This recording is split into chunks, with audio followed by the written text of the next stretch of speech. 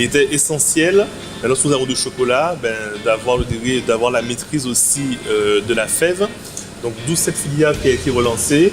Aujourd'hui avec de bons résultats. Donc vous pouvez être fiers d'avoir en Martinique un cacao de qualité que nous transformons aussi et que dès que nous aurons les quantités suffisantes, plus importantes, nous allons pouvoir effectivement vous offrir des produits à travailler de façon très régulière, autant en pâtisserie qu'en chocolaterie, mais également en cuisine, en glacerie, voilà. Donc l'idée c'est vraiment ça, c'est de valoriser le produit du terroir et de contribuer à ce que nous ayons des produits de qualité.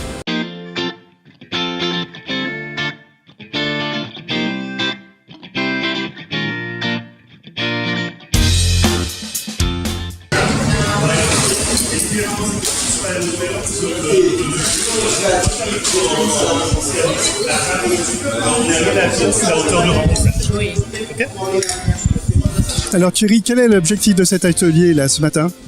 Alors cet atelier pour nous c'est un atelier de sensibilisation sur les jeunes. Donc on a fait, je dirais, une ganache très simple. Une ganache au citron, quelque chose qu'on trouve de tous les jours en fait. Ganache au citron et un crumble manioc coco pour pouvoir apporter, je dirais, quelque chose d'un petit peu plus gourmand. Donc une verrine, on va dire simple, qui est facile à refaire, mais on essaie effectivement de communiquer les fondamentaux.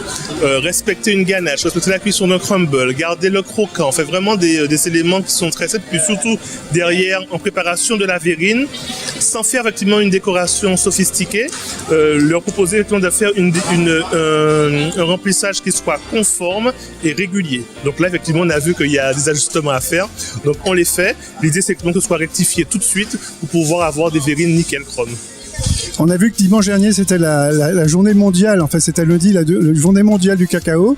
Est-ce qu'il y a du cacao made in Martinique aujourd'hui ? Ah ben oui, nous Frères Lozéa, on a fini par sortir notre tablette 100% fèves de Martinique, donc ça y est, on a sorti même 2 tablettes, une 72% de cacao et une 87% de cacao, pour montrer effectivement que aujourd'hui les habitudes de signature sucrées, on les oublie simplement pour pouvoir les remplacer par une habitude plus de goût et du goût de produits naturels, produits du terroir.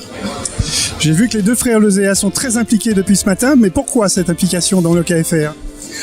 L'implication du KFR pour nous c'est une opportunité parce que on va dire qu'il y a ce phénomène de transmission d'avoir, je dirais, avec des chefs étoilés. Aujourd'hui, je disais à Jimmy ce matin, j'ai vraiment la tête dans le ciel. Pourquoi ? Parce qu'il y a, quand on a la tête dans le ciel, on a la tête dans les étoiles, quoi. Et avec autant de chefs étoilés, on en apprend beaucoup. Je suis heureux de les côtoyer, de partager avec eux des choses extraordinaires. Et puis ici, en plus d'hier où on était avec des jeunes, on se retrouve dans un CFA, dans un univers vraiment professionnel où là on transmet. Donc effectivement, là, avec les apprentis ici, on transmet notre savoir. Donc des choses effectivement, comme je disais, des choses simples qu'ils puissent effectivement reproduire, mais en restant dans l'excellence et dans la rigueur. Effectivement, la rigueur aujourd'hui, il faut la mettre en culture martiniquaise, le i bon comme ça, oublions ça, i pas bon comme ça aujourd'hui, et on recommence quand c'est pas bon.